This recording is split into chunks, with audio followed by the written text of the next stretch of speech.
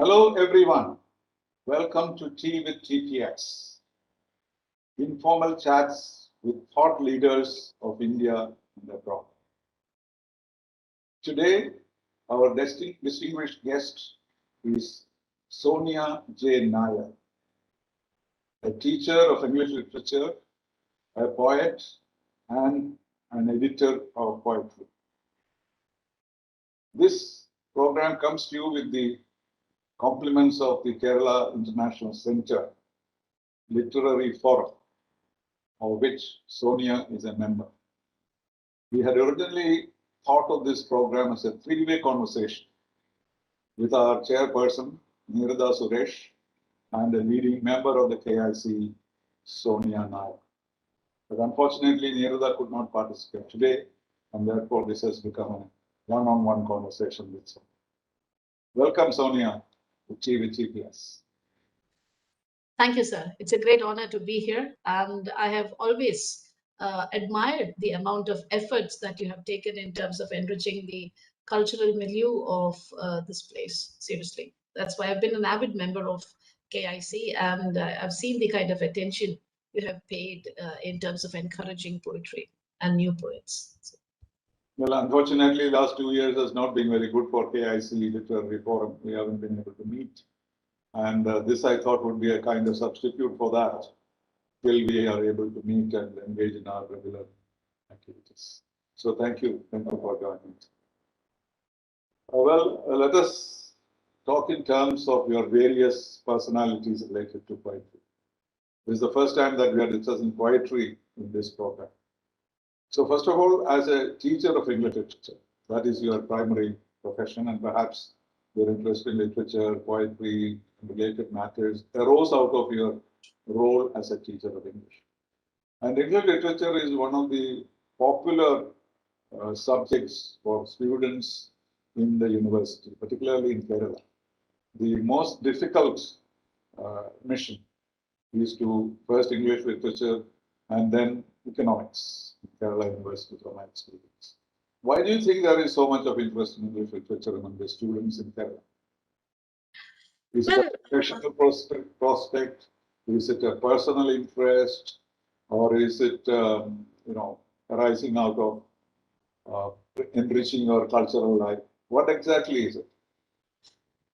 I would say it's a mixture of all of this, actually. I mean, when you take a classroom across time, I've been teaching for 12 years now, and I studied also at All Saints College. So, when I have looked around, what I found is that there's a certain percentage of students who are interested in literature, who would like to know more about the world of books, the various genre of literature and so on. But there's a very, let's say, significant percentage of people who are in it for the job because, interestingly, Employment opportunities are bigger. Absolutely. Yes, because whether it is India or abroad, maths teachers, science teachers, and those that teach English may not really be out of a job ever. And now with the, let's say the way that the world has connected, I would say there are new avenues as well in terms of content writing, in terms of, creating content for online, for print media, and so on, and the various, let's say, agencies. Journalism, for instance. Right? Absolutely, journalism is there. There are, of course, blogs, independent blogs that enlist the help of new age writers. There are sites that require dedicated editors, even freelance editors. So there's a significant opportunity that is there. So I would say that the rise in English as we know it today, English studies as we know it today, also coincides with the great surge that has come about in the socio-economic spheres due to globalization. Well, I was myself a student of English literature, and I'll tell you why. Because I wanted to take the civil service examination. That was I did not want to go for medicine or engineering. It was the fashionable thing to do at that time. But then you couldn't take the civil service exam. And therefore, I thought this would be an area. First, you improve your English, be capable of expressing it. And secondly, that helps you in expressing other things, whether it is an interview or whether it is writing about something else you can hide a lot of your ignorance in good language, that kind of a. But I also taught for a year, which I enjoyed very much.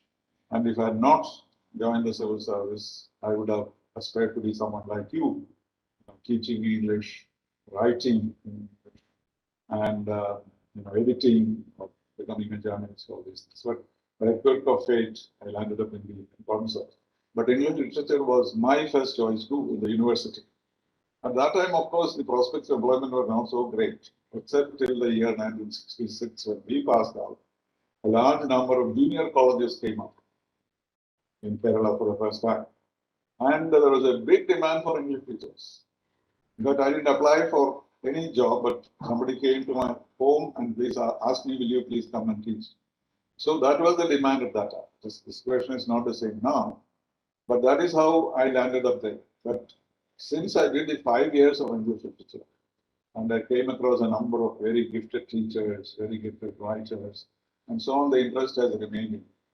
But one thing that I did not develop, and that is, I think, part of the system, was no creative writing was encouraged or taught. Nobody told us, why don't you learn to write poetry or write an essay or write a novel? This was not part of the curriculum at all. Is it there now? Oh yes, of course. That's another thing that I wanted to bring to your notice is that in terms of the content of the courses, there has been a revolutionary change actually. I mean, there is a greater degree of sensitivity to the kind of world that we occupy these days. So as a result of that, it's not just English language and literature now. It is considered more to be the study of English. It is supposed to be cultural studies as well. So the courses have become rather culturally sensitive.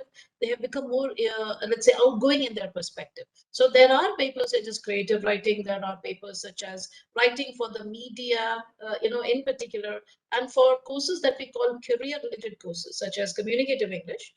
You have, broadcasting papers. You have papers on television, on copy editing, and so on. So I would say that today it is not just the how you read or read the works of, let's say, Shakespeare or Akhtaruzzman, Elias, or anybody like that. It is also a question of how you interpret it in terms of cultural ethos. It's also about being able to express what you want to, kind of a thing. So we not only teach literature, we also teach expression. Yes, That's a significant change. Because in our time, it was more authors learning, learning essays. And the only two things we had was one was Old English. I don't know why we were taught Old English. It's a dead language, but it is like another language. We used to, Dr. Ayuba used to teach us Old English. And he was himself very amused by the fact that he was talking in language is very different. Because we had Chaucer. Chaucer is probably still taught. But Old English was taught very intensely, which is a total waste of time because it would not have benefited us in any way. We are not working Old English. Then communicative English was not part of English, not even in the graduate classes. Then the only thing we had was phonetics. Again, Dr. Potter taught us phonetics, told us how to pronounce restaurant, not restaurant, and things like that. These are all, education for us. So it was basically appreciation of literature and the ability to interpret literature for future students. That was the focus. But now I know, at that time, American literature was introduced at one time, but now I believe American literature or even other literatures are included in the curriculum. I believe Dalit literature is part of it. And so a history of literature is part of it. So things have changed according to changing time. And yet another thing is that now, because everything seems to want to have a result, a visible, tangible result, we have something called OBE, or outcome-based education, which is the fundamental of, almost all educational endeavors in India these days. So at the very outset of the program, which is the BA program, or the course, which could be a paper like world literature, you have to specify what is going to be the outcome at the end of this course or this paper. What benefit is the student going to derive? So when papers, how do you assess that? sorry, How do you assess? Apparently, you're supposed to assess it through systems of internal evaluation, as well as the question papers are supposed to be focused such that there are stratified means of evaluation. So there'll be very easy questions, there will be slightly analytical questions, and there will be those that will test the actual impact of the classrooms. So the teaching also has to be oriented in that way. The students have to absorb it in the spirit that it is being taught, and also be able to express what they feel. So education is a very complicated process, particularly languages. They're not instinct based anymore. The humanities are not instinct based anymore. They are very, very scientific. So, And you think you are a graduate in English. So the yes. students, the graduates today get a better kind of education in literature.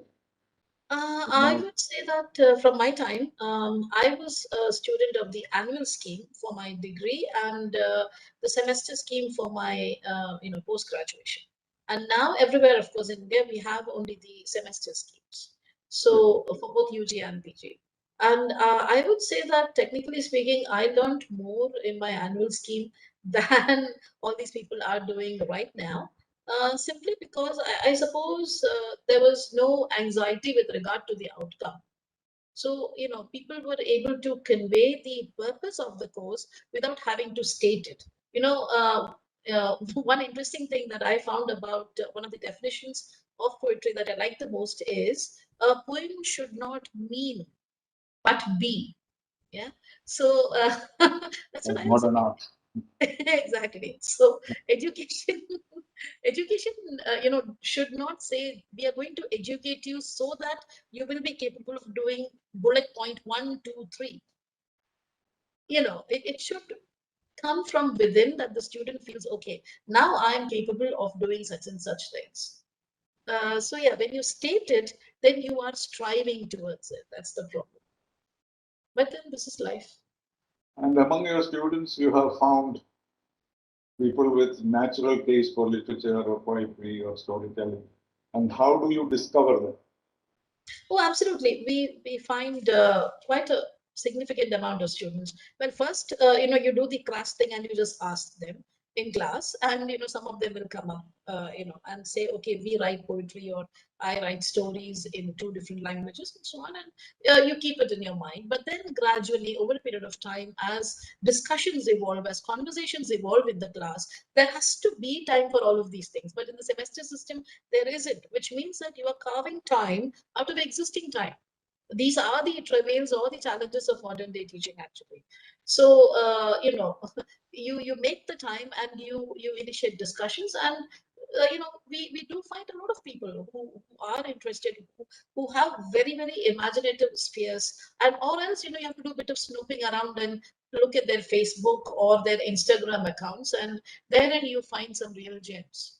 Like I found wonderful artists among my students. I found poets. I found people who could be excellent social critics, and then with the right kind of nudge, they trot off in the right direction.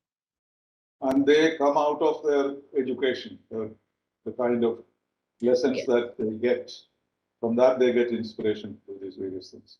So, in other absolutely. words, their creative energy or the creative capabilities are projected into the studies. And the studies, of course, help them to project their own creative talents. Is that how it works? Yes, it works that way because though there are certain expected answers that you have to write in the examination and so on. There is a certain gap between a perfectly ordinary acceptable answer and an exceptional answer, and that is brought about by these students who are able to bring in that level of application. And of course, Sometimes the examiners, as attitudes can affect their performance in a way, because some teachers expect the bullet point answers.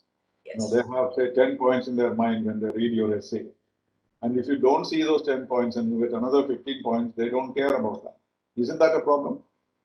That is a problem. I myself have been the victim of this problem when I was a student. But then, you get some, you don't get some. But I've generally found that people with that, let's go ahead and write what we know attitude, don't really care much about the marks because they have that innate let's say, idea that they'll ultimately do well in life. So. Yeah, but I have seen students suffering on account of that, because if they don't give the points relating to, say, Shakespearean tragedy and then try and create your own ideas, they just get ignored. They say these points are not here, and therefore they might suffer on account of that. This is particularly true in the case of competitive examinations. The wide variety of evaluators are given certain points. They literally look for those points in the essays and ignore whatever is. So some of the very bright students are unable to make it to the civil service because of this particular problem I have noticed. So I keep telling them that you can have all your original idea, but make sure that you have at least 10 points in the answer. Yes, absolutely. The lack of originality in evaluators is one of the biggest challenges we face. It's not just teaching the students; it's also about bringing about the let's say the faculty of imagination among faculty, which becomes a huge problem.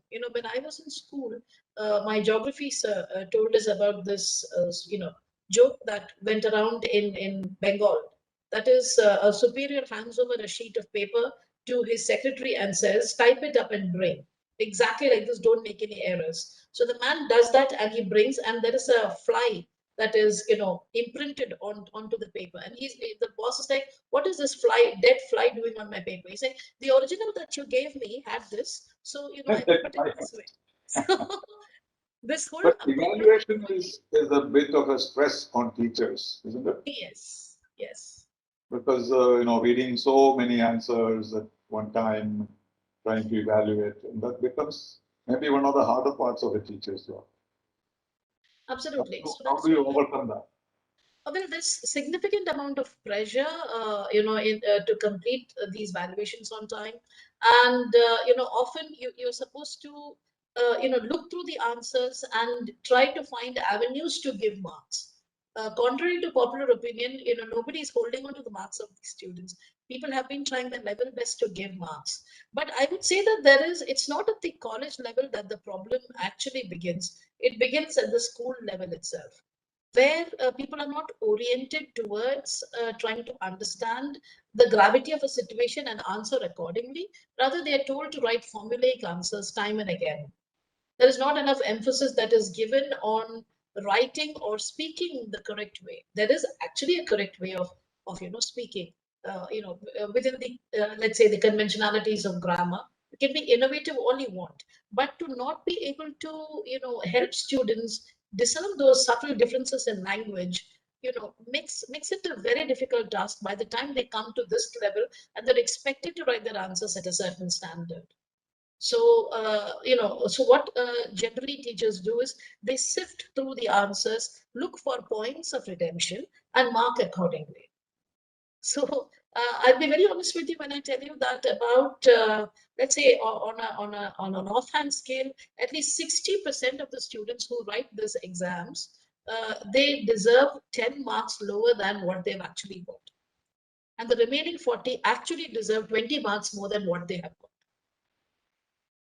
So there is a certain amount of, personal element of these various aspects Yes. of the teacher's attitude, and that can sometimes it can benefit you, otherwise it might harm you too. It's almost like getting married. It's just a matter of chance. If you turn out to be who you're with. Right, and then accepting it. But unlike marriages, exams, you can write improvement. So, You can repeat. Okay, coming to you as a reader of poetry, that's how you probably started your career. What attracted you as English poetry, and who are well, the favorite poets that you have? uh, you know, interestingly, as a student, I absolutely detested poetry. I couldn't bear it. I was more of a short story person. I wrote short stories, I wrote essays, and poetry I just found too abstract for my taste, too irksome. And but then, I went for my PG despite my ardent dislike for poetry, and I kind of found out that it's just sparsely scattered over the course, so I don't have to really worry. I happened to, this poem called Wasteland. The Wasteland by T.S. Eliot was prescribed for study, and I was taught by, her, Miss Geeta Nair. No. So Yeah, we had Miss Khairunisa, the writer of children's fiction. These days, Butterfingers. Yeah, we had her for drama. We had Geeta ma'am for poetry. We had Dr. Chandrika for literary theory, and Dr. Roshan also. You know Dr. Roshan. Yeah, so it was. By Dr. Panikar himself. So Yes, yes, all of them actually. So he was yeah, called so the T.S. Eliot of Malayalam. so And I'm a student by association. So yeah. So yeah, we had so some. is the wasteland the one that generated the new interest in poetry in you? Absolutely. So when I was in the class, and I heard the words of T.S. Eliot, and the immense scope of imagination, putting all of these elements together, making such a coherent, poignant, and powerful narrative out of all of these diverse elements, and to bring out that essential melancholy that pervades the entire poem. So it's more a craft rather than creativity, Yes, wasteland. Because absolutely. those of us who are very fond of romantic poets or even Victorian poets, wasteland doesn't look like poetry. Poetry. So But we I suppose maybe that's why I liked it so much. Because to bring it together is also liberates you from all kinds of rules and exactly. regulations regarding poetry and meter and so on. Was that an attraction? Now that you mention it, possibly it was that struck me in the first Liberated place. from that, you could write whatever as people now do. Till then, all these teachers were telling me it has to be in the language of the common people. It has to be like that. The invocation to the muses. These are the rules of the elegy, so on. But you look at Eliot, and there are no rules. And the absence of rule, the utter rulelessness of it, and the anarchy that pervaded it, I suppose, appealed to my spirit. So I was like, this is good. This is nice. And then there was a renewed, I would say, a new interest that came about with regard to poetry, and I began paying greater attention. And then, after a few years, I tentatively forayed into writing poetry, and I tried to find out where I So the stand as. style that you used was free verse, not meter and uh, evocative memories, etc. No, not I'm, love I'm sorry, poetry. I didn't get that. Everybody starts writing love poetry in the beginning. Yeah. So did you do that initially, or did you go straight forward to philosophy like T.S. Eliot? I didn't write any love poems actually. Oh, 1 second, please. Yeah. Is this background noise bothering you? Will this be edited? But you are not interested in reading it either, because there is great love poetry. Yes, I was not too particular about love poetry or writing love poetry actually. I think I took up a more of a mixed approach actually. So rather than writing about that, I think I was more interested in the everydays of life, the process of getting by, the process of living through, and also trying to look at the heart and the soul of something, which is pretty much my approach to not just poetry but also to critiquing as well. So So I the see that there is a huge generational change between us. yeah, Because the joke during our time was when somebody went and spoke to the English professor about T.S. yes. Eliot, he's supposed to have asked Yarada, the T.S. Eliot. You must have heard that. He had not heard about it. And so poetry and poetry teaching ended with Victorian poetry. Kenism and so on. They were so the modern poetry was just emerging, and it had not reached the universities or the colleges. It was not generally read. And then T.S. Eliot was the end of the horizon for us. We're starting off something else, but our life is on this side of English Yeah. literature. That's what it was. So, but has it changed that much? Does Eliot become the beginning of this new generation? Would you say that? Actually, this generation possibly looks at people like Ocean Vuong and Rilke, and poets of those ilk, like Neruda and so on. So Eliot is not the beginning or the end of it. He's just one of those means to get through to the other end of the spectrum. Because a lot of poetry that is being written right now is not just personal, it is also extremely technical. It is very purpose oriented. You see a great deal of focus, and people are looking for their, let's say, their unique ways of expression. So, in the scope of getting an education, I would say that Eliot would be one of those little stops that you make at these railway stations. But definitely he brought about a change Oh in yeah. style and in context and content and so on. So it could be a turning point, of course, but people still enjoy, Wordsworth and others. And so it is not I'm not talking about a complete break. I'm talking No, about no, the no, evolution absolutely. of English poetry, starting with T.S. Eliot. That's how I somehow see it or order. And then there are so many hundreds of others we have not heard of. I would say Yarada Inda, somebody or the other, if you mention to me, because my this thing ends with a particular stream of poetry. But what definition of poetry appeals to you? What is poetry according to you? The first definition that I heard is obviously poetry is the spontaneous overflow of powerful feelings. And, That was I was Wordsworth, like, right? That was Wordsworth. yes, absolutely, Wordsworth. That still Tranquility. stands. Right? Decorative I start tranquility. my poetry classes with that as well. But that doesn't fit with T.S. Eliot. No. So you have to then expand the scope of it all, and then, kind of personalize it. So for me, it's also about those things that are left unsaid. So technically, the idea that poetry is what is left in a translation, left in translation. Yeah, that is also poetry. And in terms of the power of suggestion, I would say that where they say poem should not mean, but it rather should be.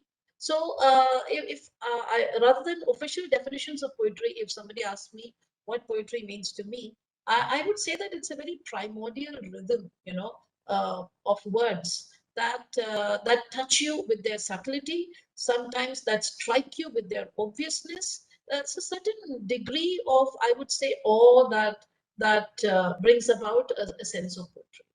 But In you terms of become a successful poet or a writer when more people read you.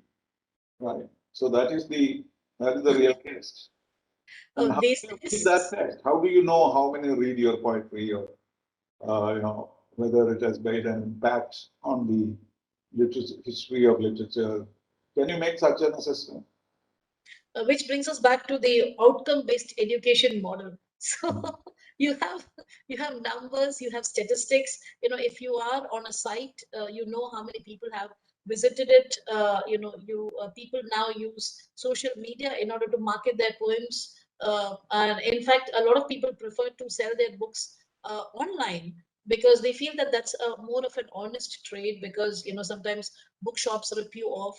So that is there. Generally, publishers are reluctant to publish poetry and all. Do you know that? Yes. Many established publishers don't want to touch it. I know how much I had to persuade my own publisher to publish some poetry collections. And they don't like this. They think that it will not be sold, first of all. And secondly, they think that, the judgment will be very, personal, and therefore one considered good poetry, somebody others will not. And so they don't want to risk it. So they often tell poets, you pay for your books, we will print it for you, but we will not market it. I have come across that. And that is very different from what I write, which and political words or geopolitics. There are a lot of takers. There are people because it has a utility value. Mm. And therefore, people would want to publish somebody's memoirs or somebody's essays because they know that these people have established themselves in journals, etc. But poetry, unless you are very well established and known, for Sachidanandan will have no problem publishing his poetry. And there must be many others. But below that, it is rather difficult for people to establish themselves. Is that true? That was true until I would say about half of a decade ago. But now that has changed a lot, precisely because poets have also learned to market themselves. So, like I said, they find their, let's say, a niche audience, or the way that they present these works. It is not just about a foreword or a blurb, but it is also about, how you have positioned your work. So it is a very, let's say, clinical process. There is some sort of a method to the madness, which makes, let's say, publishers quite open these days to publishing poetry. There are a number of publishers who have been publishing poetry at a considerable clip, I would say. Like we have Hawakal, you have Red River Publishing, and they're all independent publishers. There And are other. they look for poets to write for them. Yes, they do. They do. They do look for poets. In fact, now, ironically, it is fiction that finds it difficult to find publishers unless somebody recommends them. Yeah, of course. Recommendation is the ultimate test. But I have noticed there's the reluctance of people to publish. But then, fortunately, because of collections like Samyukta that you make, many others who have lots of websites like this. Then there are very many groups who discuss among themselves. Then that kind of a hierarchy settles into that. Somebody becomes more popular, and then you gain experience like that. So it is there. It is growing. But I thought it is easier to publish prose rather than. And the other thing I want to ask you is how important is Shakespeare in today's literature? For us, it was be all and end all of that. So the best professor was always the one who taught Shakespeare. In fact, there were Shakespeare Sonya J Nair and Shakespeare Shankarapillai and so on. But when I came back this time and I wanted to write something reflecting Shakespearean techniques, I asked several people as to who is the Shakespeare Sonya J Nair of this period. They said there's nobody like that, because Shakespeare does not have that kind of importance in the learning of literature. Is it so? No, it's not true, because There are specialists in your department who teach Shakespeare. there are people dedicated to teaching Shakespeare, but now it is no longer just Shakespeare. Again, Shakespeare, the paper itself, when I was doing my PG, it was a dedicated paper for Shakespeare, of course. Yes, with us. No, Yes. it's not, no more like that. No, now it is like that, but it is called Shakespeare Studies, which also involves interpretations of Shakespeare from select literatures and art media across the world. So you might from whether there was a Shakespeare at all. Yeah. Or So who, now you he have or who was students she, of even that is not established. absolutely. You have But Hamlet. You have it's a living person. It doesn't matter to me whether it was a lady or a man, or it was a corn seller or an actor. All those things do not matter, because the words that matter. But people are not even sure it was all written by one person. It could have been a syndicate. It could have been a theatrical group. All these theories. So there is plenty of research possibilities and opportunities in Shakespeare. Okay. But now, since is a Shakespeare production common in colleges? Shakespeare Productions, yeah, certain colleges still do that. I think there is a very old drama society in one of the you know uh, older colleges somewhere in Kottayam. I'm not very sure if it's St. Berkman's. Who do regularly put up Shakespearean drama. So Yeah, that used to be very popular during my time. We all have done some Shakespeare at some stage. I was Desdemona once, I remember, and I was murdered. in when I was I think one year about 4 or 5 years ago, I had done Tempest, but a reinterpretation of it from the colonial angle, where Caliban and his mother and all speak in Trivandrum Malayalam, and the rest of them are all speaking in English, and those after effects of colonization, yeah, all of that was brought about. Interpretations there have been many, even Shakespeare in modern clothes and Yes, things. But where Macbeth is a cook. Shakespeare was very popular in Kerala. That I don't see these days, that kind of an obsession with Shakespeare.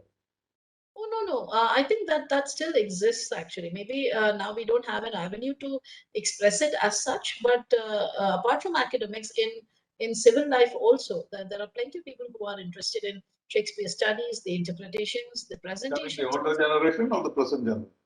the present generation. Present, like you have that movie Joji. So yeah, it's alive and well. Well, there was the theatre Shakespeareana and Yeah. Shashi Kapoor.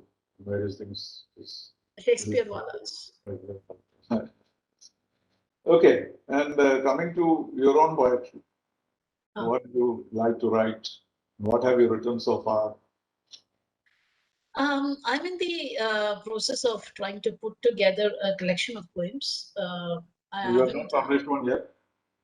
no, not yet, but I've been published in a number of quite, decent journals and sites and so on. First, getting into the right journals is the test, right? Yes, yes, absolutely. So yeah, I've been published in a number of good places and received very positive feedback also. So that gave me the encouragement to go ahead and try to put together a collection. So now I'm trying to find some breathing space so that I can sit down and edit it. Because though it be a spontaneous overflow of powerful feelings, these feelings need to be edited in tranquility. That part he was very correct about. So uh, yeah, so Translating that kind more of. for editing rather than for creation. So yeah, so Emotions come rushing and then you put it down, but then it has to be in an acceptable format and something people understand. absolutely. But these days, as we started speaking, it is like modern art because nobody expects you to make them understand what you intend. What you intend may be something, what they read is something else. How do you relate to that? How do you understand how another person is reading your poem? In what way? Unless you have a group like ours, say literary forum or something like that, where you come and read, and you may be surprised as to how another person is interpreting.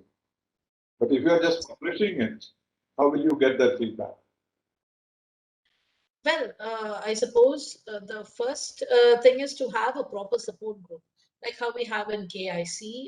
There's also I'm also part of something called the Quarantine Train, which is a Poetry poetry. chain, you're not in poetry chain.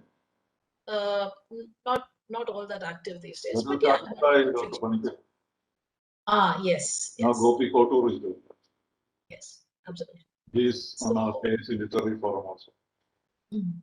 He is a poet of some distinction in All India Prize. Yes, I have read his poems. I'm very fond of them. The latest is Swan Lake. So, Yeah. still reading. So first, you look at those kind of let's say responses that you get from these support groups. Of course, they have to have your best interests at heart as well. So you have to be careful about that. And then after that, you hit a certain stride, and you have to have that confidence. A poet is nothing without confidence, actually speaking. It does not have to be about wanting to present your work outside. It should be the confidence that you have in writing down what you want to, and seeing to it that it at least makes you happy. So then you have to pray to God that there'll be few other people like you, who think like you, who will also find happiness in what you've written. So if you write Even with when an you write audience. something, I sometimes do write, but I never show it to anybody else because I don't, I don't know how it will be viewed. That hesitation, everybody who starts writing is first of all whether what you write is acceptable. Some hesitation is always there, but first you have to overcome that. And to Yes, overcome that, absolutely. you have to get appreciation, or even if it is criticized, it should be informed criticism. All this. So writing poems and publishing it is a harder enterprise than writing, fiction or even political writing, because political writing has certain framework. If you remain within that, or you're critical of the existing theories, etc., you can make an impact. But There's a this, certain not know. motivation Somebody that may is first say required. that this is not poetry. That may be the first criticism. so, so it's a challenge. I think. It's a very challenging. And survival is not so easy. Do you have a role model in English writing in India? Actually, yes, I have a number of role models. Actually, I want to write like Eunice D'Souza in terms of the sort of subject matters. I want to write with the gravity as well as the irreverence of Arun Kolatkar and Vijay Nambishan. I want to write with the kind of, let's say, beauty of expression that Arundhati Subramaniam has, and with a sense of history, like how Arjun Rajendran and Ranjit Vaskote do. And I want there to be a certain degree of spirituality as Priya Sarukai Chhabria has. So I would not limit myself. A mix of several people. Yes, absolutely. You want to have this aspect of one person and the other aspect of another. And that is why finally it becomes Sonya's poetry. But then I also have to try to make sure that there is a certain, let's say, uniqueness of expression, something that is mine as well in that. And that I would say is something that I aspire to in terms of sensitivity, in terms of being able to or trying to be able to look at the soul or the core of some things or someone's soul and try to find a sense of meaning or no meaning in that. No, I was reading, kind of a review of Gopi Kotu's Swan Lake, about which a famous North Indian writer said that I do not know why he still remains in his memories all the time. Right? Yeah. And Gopi obviously did not like it. He said, all poets live in memories, don't they? So what would you say about that? Isn't that a feature of all our writings, whatever poetry you do? You tend to glean it from your life, your experience. And so it is more familiar. You're writing about your father, village, or your home. Naturally, you know better than the others that this is genuine and authentic. But the reader may not see it that way. But still, you get that confidence. This is what I have lived through. This is what I have seen. Is that the reason why people often go back to memories? Absolutely, because generally when people begin writing, they start with the I. Like I have analyzed in depth the works of people like Arjun Rajendran, who's easily one of the most well-known modern poets in India today. And I realized that whether it be he, whether it be Ranjit Hoskote or Arundhati Subramanian, all of these people have started with the I, in their poems. It starts with the personal, but then it diverges, it goes into different directions. There is a greater exploration. The personal element is always there. It is ever present in the way you look at things. And You then might you want to, go towards the universality of your own emotions. I suppose that is it. absolutely, that's beautifully put. Absolutely, the universality of your own emotions that comes into play. So even when they say I at that point of time, there is a certain tenor or a texture to that I that makes it extraordinary. So yeah. Okay, let's come to your editing personality. How did you think of starting this journal, samyukta.com? This Well, was actually, to encourage other poets to come out with their publications. this whole endeavor came about because Dr. J.S. Jayashree, who runs Samyukta Research Foundation and Samyukta India Press, suggested that Who's that? Dr. G.S. Jayashree, she was the Dean of the Faculty of Arts at Institute of English, the University of Kerala, and the head of the department. She was my teacher at one point of time.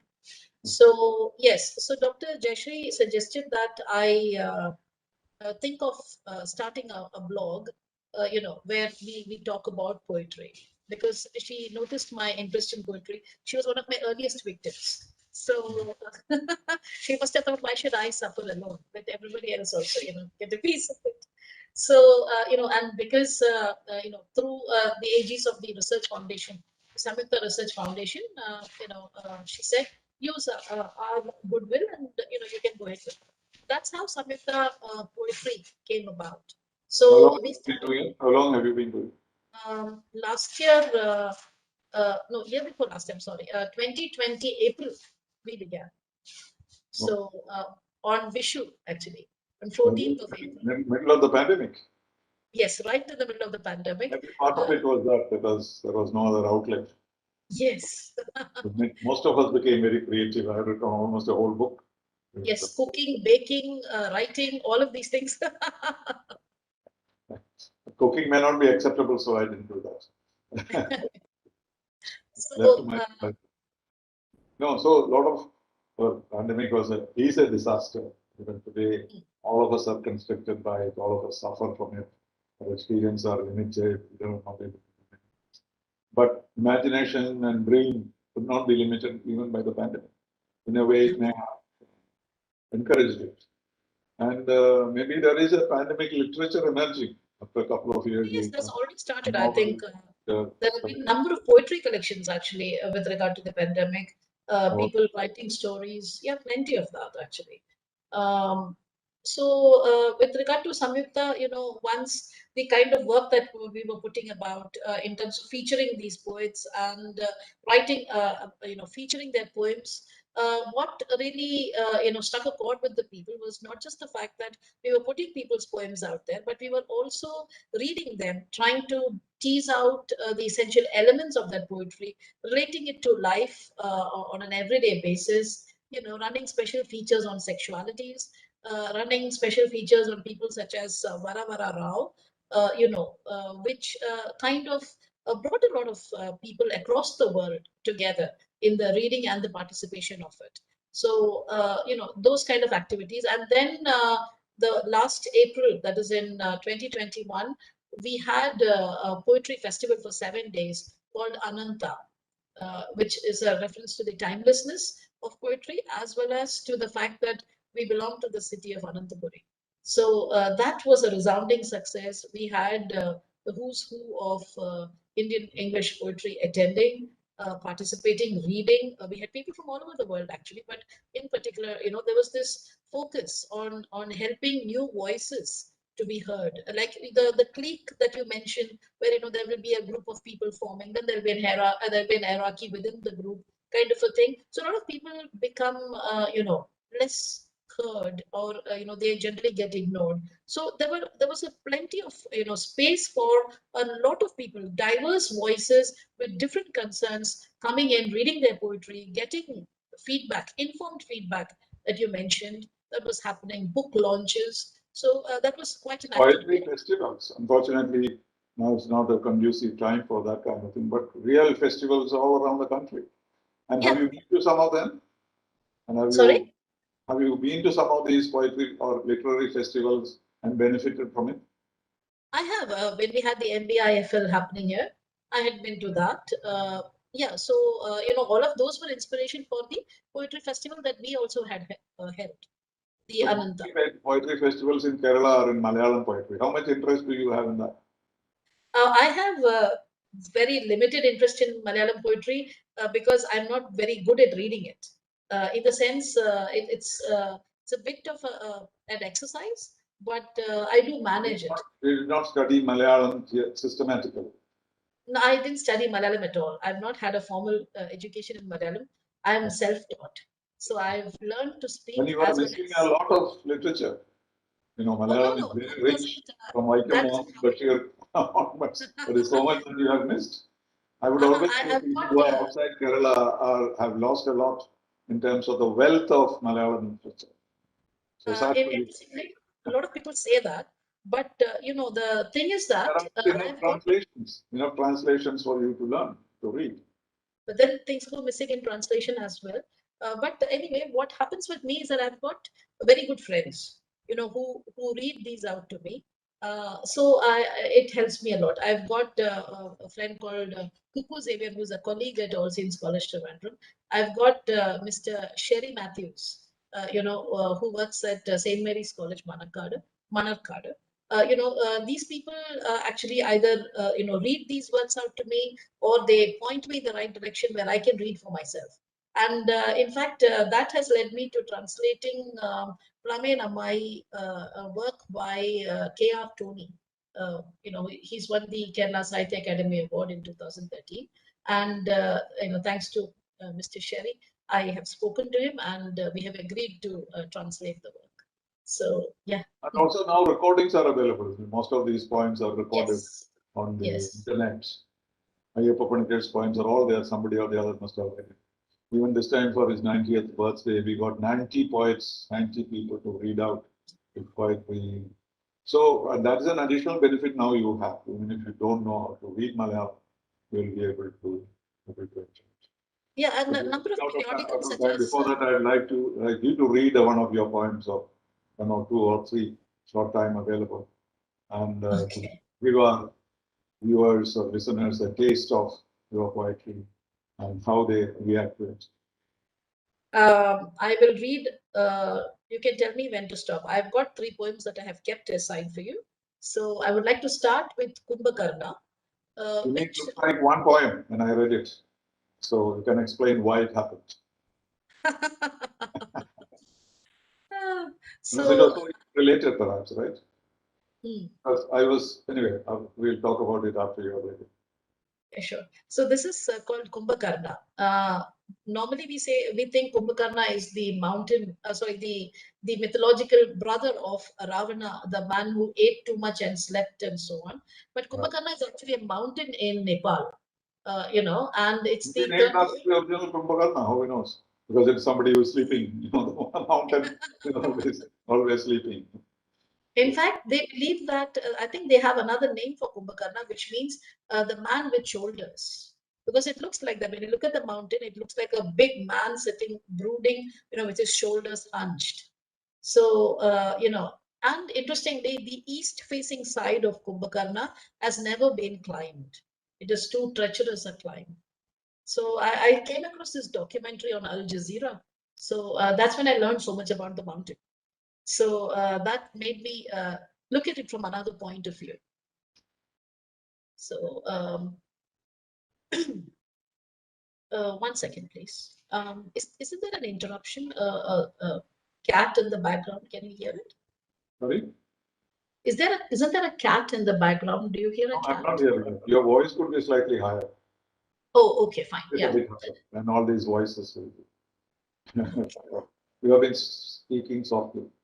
All right. So here is Kumbhakarna, God mountain on whose shoulders silences pass as whistles. 1 second. Let me just put a cat out of the house. There's a cat You in the never house. can, okay, you can stop it, no problem. Stop it. Yeah, Okay. I'm back. So let's Yeah, start Kumbhakarna all over again. yeah. So Kumbhakarna, God mountain on whose shoulders silences pass as whistles, face turned to the sun, never bested, all the while guarding an abyss darker than snow, deeper than truth. They all died, invoking the bow wielding god, heaven their reward. I, tongue tied, regretful Kumbhakarna, live, gathering enemies and ice, eating, eating, eating. So that's Kumbhakarna. Okay. And then there is a poem called An Intemperate Silence. An intemperate silence.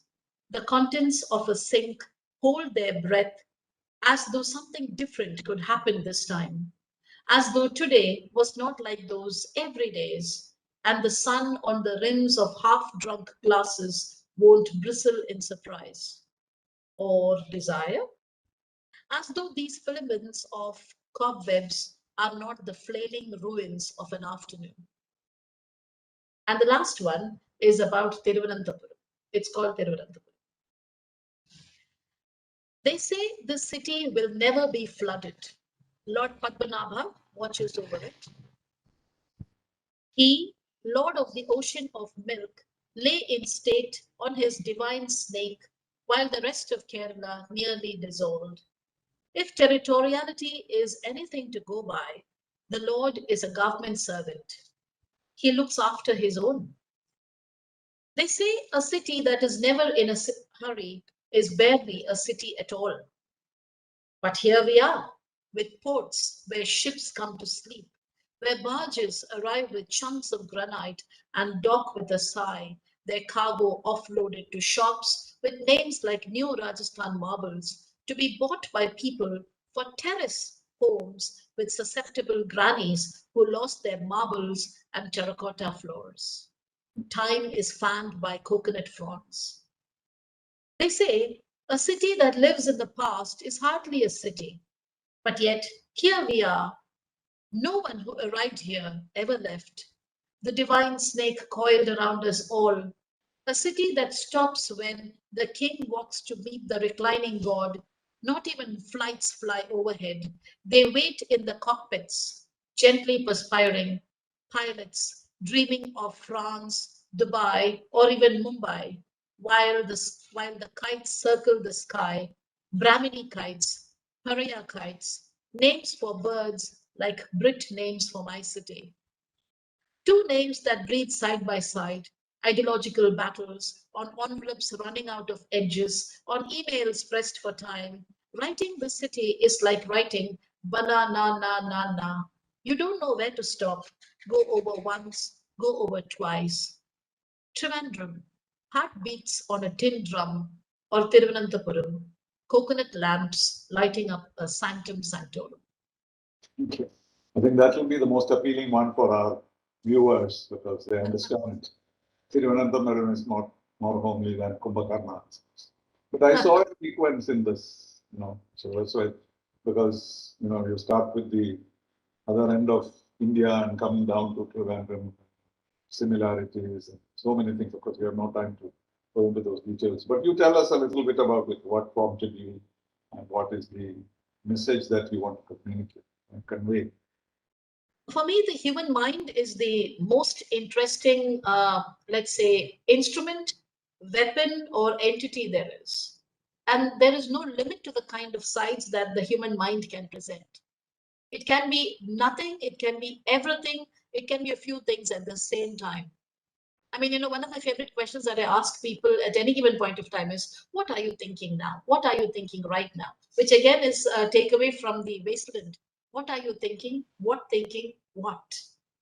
So at the end of it, it's the distillation of those experiences of a man, a mythical man possibly, but still a man who has been relegated to a mountain when all around him, everybody took the name of a god and, went off to heaven. Here he is sitting and, waiting there. One side of him never been climbed, that part of him that can never, I suppose, surrender. That's your mind. There are those vessels waiting in your kitchen sink, waiting to be washed like it is some kind of redemption, hoping that today will be different from yesterday, and that today will not be another form of your tomorrow. So when you look at things and you ask, what does this mean?